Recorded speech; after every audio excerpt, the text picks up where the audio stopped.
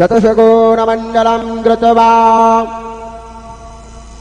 तदुपरि नैवेद्य पात्रं निधाय गायत्रीमन्त्रेण पात्रान् सम्प्रोक्ष्य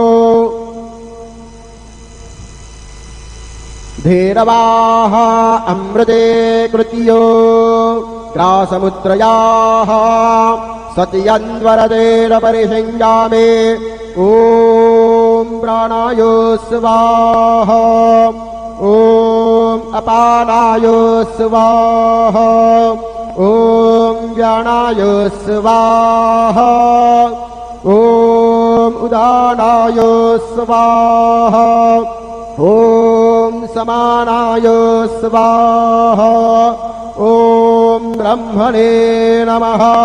नैवेद्यमध्ये पारेयं समर्पयामि पुनर्नैवेद्यं निवेदयामि।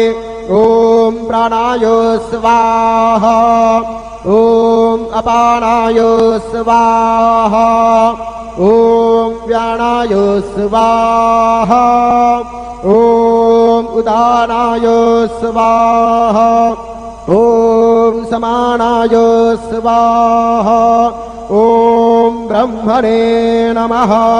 नैवेद्यं समर्पयामि हस्तप्रक्षालनं समर्पयामि मुखप्रक्षालनं समर्पयामि।